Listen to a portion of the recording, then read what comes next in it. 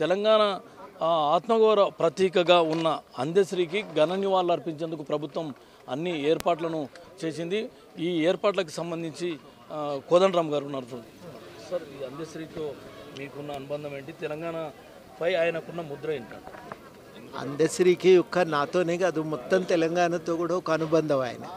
ఆయన తెలంగాణ ఆత్మ, తెలంగాణ అస్తిత్వానికి ఒక ప్రతీక.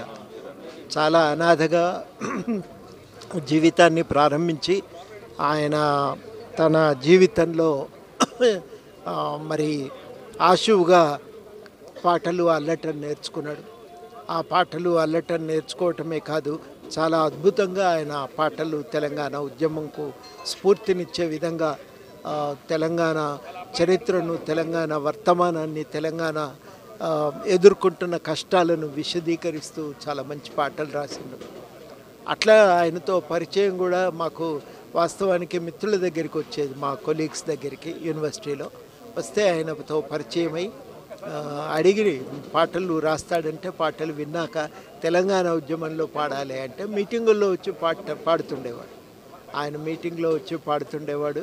ఆయన పాడుతుంటే మరి జనం కూడా మైమర్చిపోయి వింటుండేది. ముఖ్యంగా జై జై హే తెలంగాణను చాలా అద్భుతంగా ఆదరించి ఈ పాట జై జై హే తెలంగాణ పాట ఇది జాతీయ గీతం అని వాళ్ళు ప్రకటించుకున్నారు.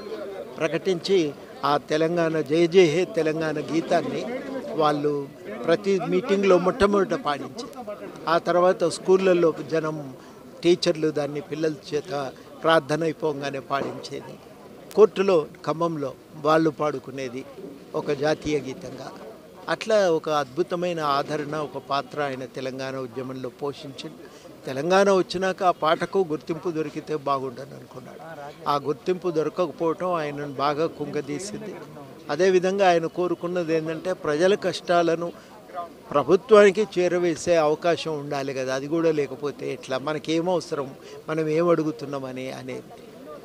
కానీ ఆ అవకాశం దక్కకపోవటం ఆయన చాలా బాధపడ్డాడు.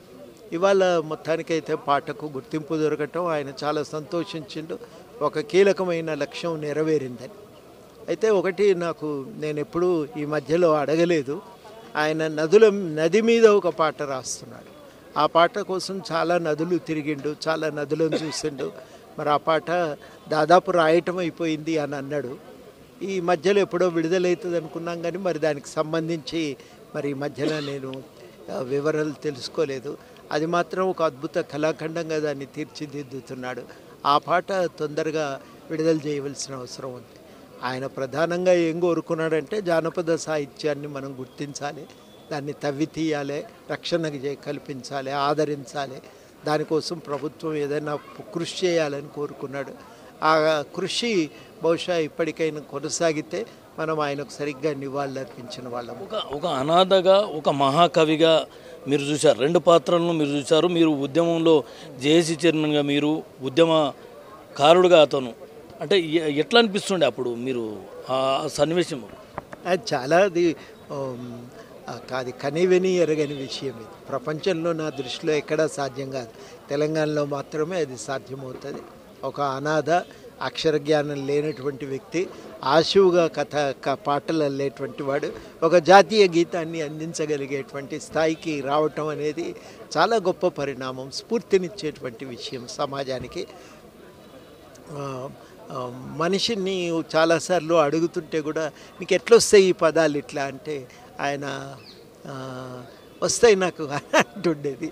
ఆయన అది చాలా నిజంగా ఒక రకంగా ఒక వింతలాగా అనిపించేది నాకు. ఎప్పుడు కూడా ఆయనను కలుస్తుంటే, మాట్లాడుతుంటే, ఆయన పాట వింటుంటే ఒక వింతలాగా అనిపించేది. ఇది ఎట్లా సాధ్యమవుతుంది, అక్షరమే తెలియదు కదా, ఇన్ని పదాలు ఎట్లా వస్తాయి ఆయనకైతే. ఈ ఒక తత్వవేత్తగా, ఒక సమాజాన్ని చదివిన ఒక తత్వవేత్తగా అందశ్రీని మనం చూడాలి. అతనితో తనకున్న సహచర్యం అనుకోండి, తాను ఉద్యమం కాలంలో తనతో పాటు ఉద్యమంలో పనిచేసినప్పుడు చాలా అతన్ని చూసి చాలా ఆశ్చర్యం కూడా అయ్యేది. అతను ఇంత అంటే అతని రచనలో ఇంత అంటే తేజత్వమే అనుకోండి, అతని రచనలో ఇంత చైతన్యం రావడానికి ఏంటి ప్రేరణ ఏంటి అన్నది ఒక ఆశ్చర్యానికి గురిచేసే అంశంగానే ఉండేది. ఏదేమైనప్పుడు కూడా తెలంగాణ సమాజం ఒక సాహితీవేత్తను కోల్పోయిందని చెప్పి కోదండరాం చెప్తున్నారు. ఆయన ఆశయాలకు అనుగుణంగా ముందుకెళ్లాల్సిన అవసరం ఉంటుంది. ఆయన కోరికలు కూడా జానపద కళలను, రాష్ట్రంలో జానపద కళలను ప్రోత్సహించాలి, జన సాహిత్యానికి ఆదరణ కల్పించాలన్నది ప్రధానంగా అందశ్రీ కోరుకుండేవాడు. ఆ ఆశయం నెరవేరుతుందని నేను ఆశిస్తున్నాను అంటున్నాను. మొత్తానికి తెలంగాణ జాతీయ గీతంగా, తెలంగాణ రాష్ట్ర గీతంగా జయ జయ తెలంగాణ నాడు ఉద్యమంలో ఎంత కీలకంగా పాత్ర పోషించిందో, ఉద్యమం ఉవ్వెత్తున ఎగిసిపడేందుకు ఎలా దోహదపడిందో అతను గుర్తు చేసుకుంటున్నారు. తెలంగాణ ఉద్యమ రాష్ట్ర సాధనలో ఆయన పాత్ర అనిర్వచనీయమైందని చెప్పి కోదండరాం చెప్తున్నారు. మొత్తానికి తెలంగాణ ఒక సాహితీవేత్తను కోల్పోయింది, సాహితీ శిఖరాన్ని కోల్పోయింది. ఆయనకు ఈరోజు ఘన నివాళులు అర్పించేందుకు రాష్ట్ర ప్రభుత్వం అన్ని ఏర్పాట్లు చేస్తుంది. ఇండోర్ స్టేడియంలో ఆయన పార్థివ దేహాన్ని ప్రజల సందర్శనార్థం ఇక్కడనే ఏర్పాట్లు చేశారు. ఇక్కడ నుంచి అధికారిక లాంఛనాలతో ఆయనకు అంత్యక్రియలు చేసేందుకు ప్రభుత్వం అంతా సిద్ధం చేస్తుంది.